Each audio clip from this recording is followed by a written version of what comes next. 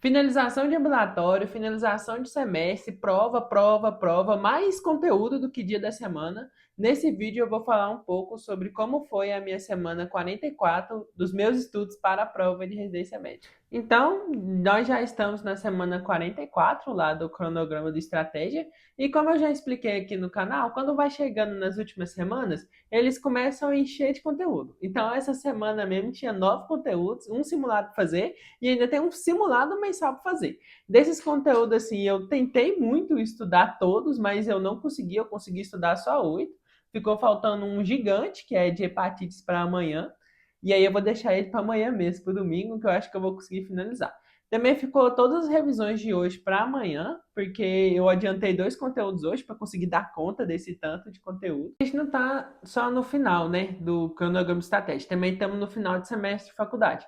Então tá tendo um dia muito atípico assim, basicamente essa semana a gente finalizou todos os ambulatórios, teve prova de cirurgia, uma prova toda aberta, assim, foi uma prova com nível até fácil, mas enfim, toda aberta, eu odeio prova aberta, acho um saco, mas teve alguns dias bem atípicos, algumas matérias já finalizaram, então foi mais fácil um pouco de estudar esse tanto de conteúdo, porque igual quinta tarde a gente não teve aula, quarta teve aula só tipo de 9 até meio-dia, é, na parte da tarde também não teve o projeto de iniciação científica, né, que meu professor acabou cancelando porque final de semestre, eu estava na correria também. Então foi uma semana assim bem atípica, sabe? Na segunda-feira também, que geralmente é um dia muito cheio, muito corrido, eu consegui finalizar mais cedo, porque era basicamente o último GD, não teve o caso clínico clássico, que geralmente tem. Então a gente só teve que responder as perguntinhas do GD mesmo, fazer um debate ético ali e tal, sobre um texto que a professora passou para a gente. Muito bonito o texto, por sinal, gostei bastante de participar ali daquele momento. Então, sobre os conteúdos que eu estudei essa semana, foram os 9 que eu falei, né? Eu vou usar minha colinha aqui para listar todos, porque eu não lembro todos de cor salteado. Então, na segunda-feira, eu estudei rastreamento de câncer de mama. Foi um conteúdo bem fácil de estudar, assim, eu gostei bastante, bem simples de aprender. Eu estudei pelo livro do Estratégia, porque eu acho ele bem completo, assim, e eu estava com tempo, então deu para ler bem o livro. Doença túbulo interstício renal. Cara, foi um dos melhores conteúdos que eu estudei essa semana. De verdade, assim, eu já falei aqui no canal, Nefro é muito bom. Tipo assim, você entende, sabe, as conexões, então você entende, isso aqui acontece, aí acontece isso aqui, tipo, tem uma lógica por trás ali, que depois que você entende, fica fácil de acertar a questão, fica fácil de entender o quadro ali do paciente e tal. Então, gostei demais. Esse eu também estudei pelo livro, por ser mais completo, por ser um conteúdo assim que eu gosto mais. A leitura dele foi mais rápida, foi um pouco mais dinâmica. Eu também estudei doenças do tecido conjuntivo. Essa eu estudei hoje no sábado, porque ele era um conteúdo enorme. Então, sempre que tem uns conteúdo grande, eu sempre deixo para o final de semana. Porque aí eu tenho mais tempo, né? Não tem faculdade. E aí, esse aqui em específico, o livro dele tinha tipo 120 páginas. Se eu for ler um livro de 120 páginas, eu vou bem sincero aqui. Eu não leio com menos de 6, 7 horas, sabe? Um livro de 120 páginas. Não dá. Aí o que é que eu fiz? Como eu sei que a professora de reumato, tipo assim, ela é excelente do Estratégia Médica, eu peguei e vi a aula. A aula tinha tipo 1h30, 2 horas, tinha quase 2 horas. Enfim, e ela é muito boa. Tipo, ela é direta ao ponto, ela fala o que mais cai, ela vai bem direto assim, sabe? Objetivo na doença. Então, muitas vezes eu economizo tempo no lugar de ficar vendo detalhadamente fisiopatologia, coisa e tal. Ela já resume, já vai ali direto ao ponto. Eu gastei 2 horas para ver esse conteúdo e eu reti bem, porque eu fui fazer a lista, que geralmente fica no final do livro, então tipo, é para quem terminou de ler o livro. Eu fiz 30 questões, acertei 93,3% de acerto, então eu considero que eu retive bem o conteúdo. Foi lúpus, eritematoso sistêmico e SAF, né? Síndrome antifosfolípide. Muito bom esse conteúdo. Eu também estudei hemostasia 2, doenças hemostáticas. Esse aqui eu achei um pouquinho mais difícil, um pouquinho mais chato. Eu também estudei ele pelo livro, mas gostei bastante. Achei ele mais difícil que o hemostasia 1, mas ainda assim eu curti muito. Eu também estudei transtornos psicóticos. Esse aqui, ele é muito bom de ver no livro. Na prática é terrível, tá? Não, não queiram ver transtornos psicóticos na prática, que é muito ruim. Tudo que é psiquiátrico é ruim na prática, assim. É psiquiatria para um lado, eu indo para o outro completamente diferente, entendeu? Mas no livro é muito bom de entender, as questões também é bem direta, é bem fácil de acertar. Eu li pelo livro também, porque era um livro bem curto. Hepatites virais, eu ainda não vi. Esse aqui eu deixei para amanhã, para o domingo, porque ele é outro gigante também. E as aulas dele é mais longa que as aulas do tecido conjuntivo que eu deixei para ver hoje. Então esse aqui vai ficar para amanhã mesmo. Oncologia cutânea foi o conteúdo mais difícil dessa semana, porque mistura câncer, que aí você tem que decorar estadiamento, conduta de acordo com o estadiamento. Eu tenho muita dificuldade nessa parte. O estratégia me ajudou bastante com o livro, mas ainda assim, bastante dificuldade.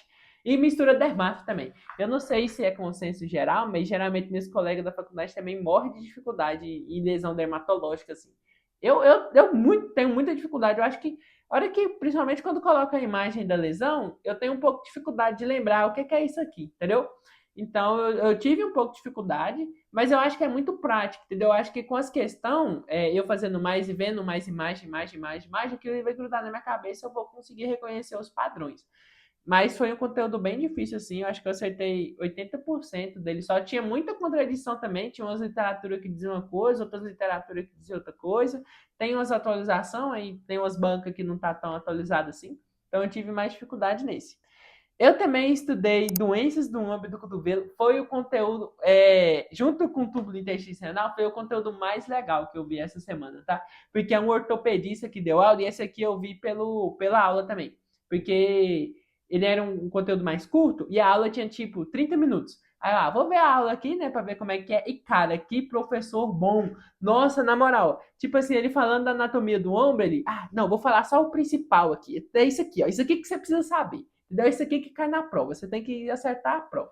Aí depois ele falando lá do tratamento e tal, bem direto ao ponto. Eu achei muito engraçado. Eu vou tentar deixar um trecho aqui dele falando. Físio, não importa se tem ruptura ou não, é sempre físio. Físio não funcionou, você opera. Não é porque rompeu ou não rompeu.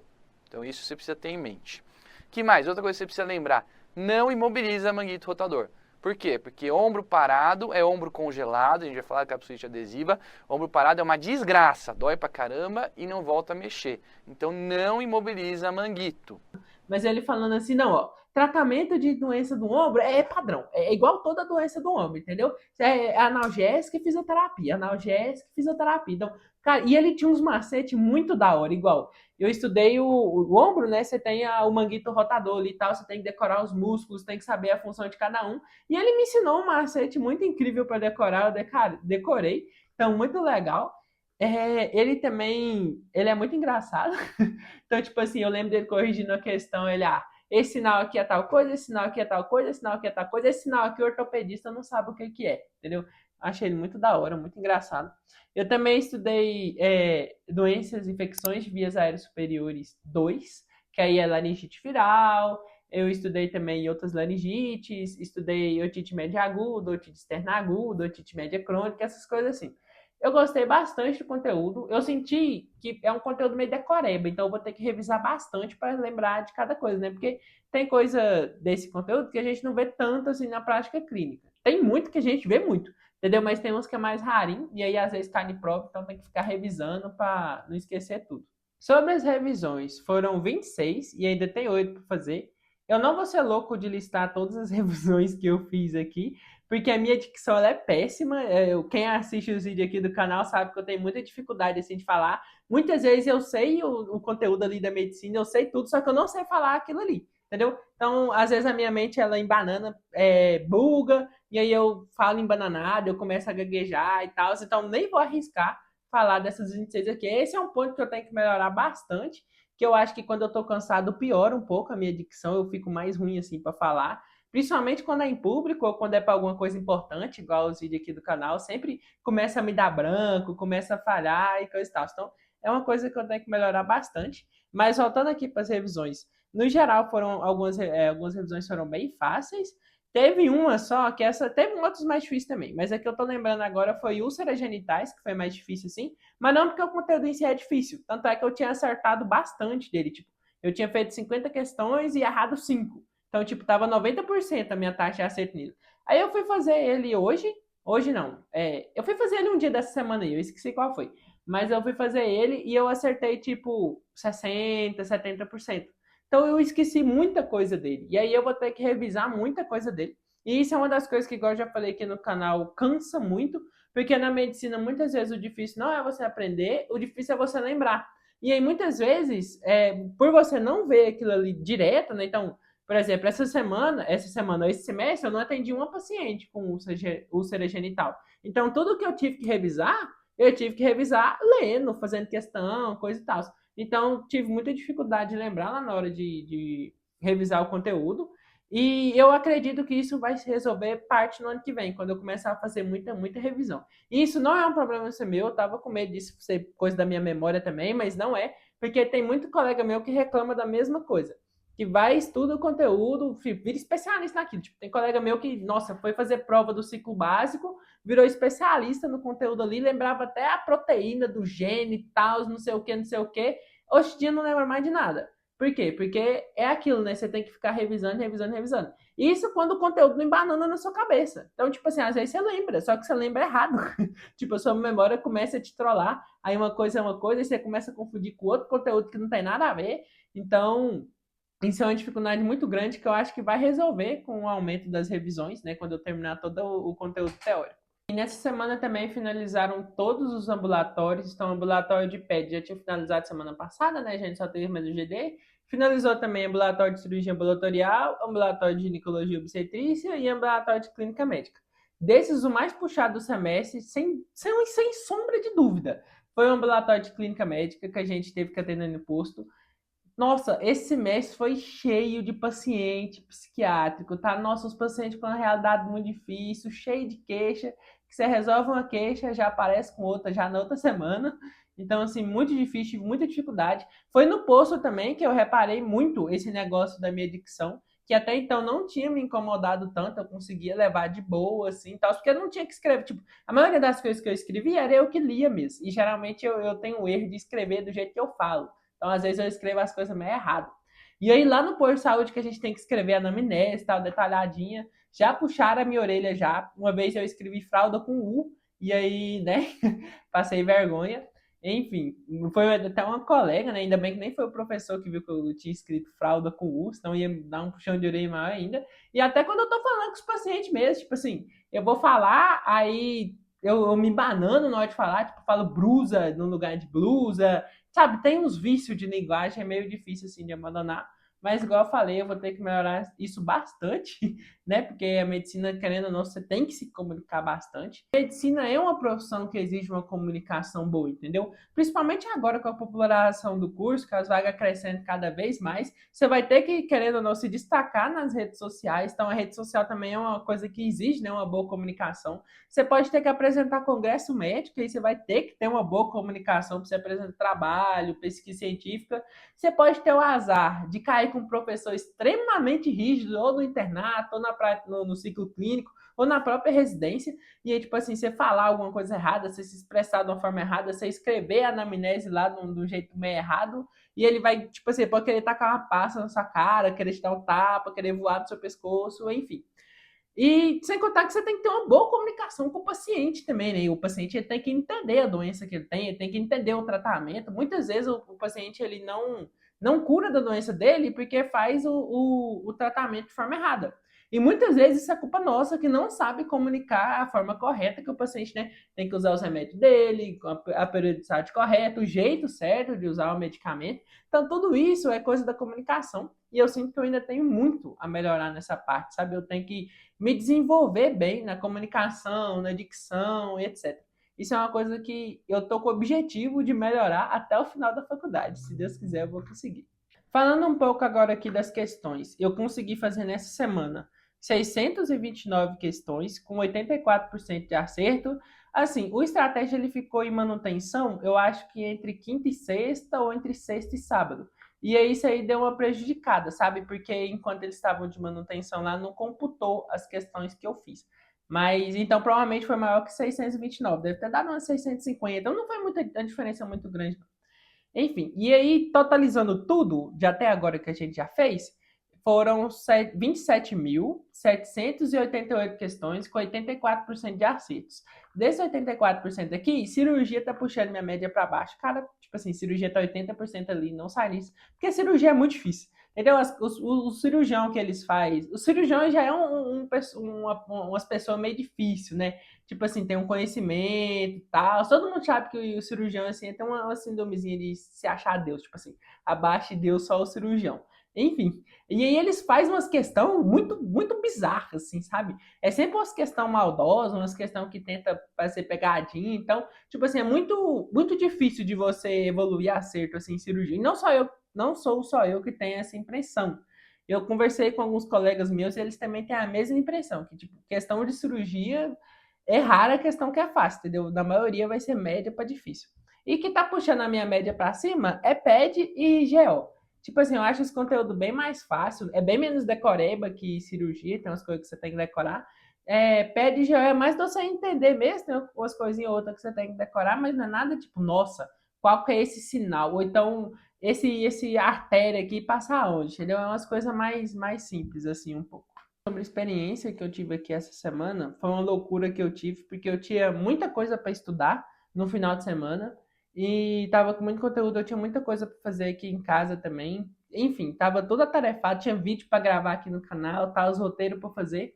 E aí eu decidi que eu ia acordar 1 da manhã no sábado para conseguir adiantar tudo e já fazer tudo e tal, e isso aí.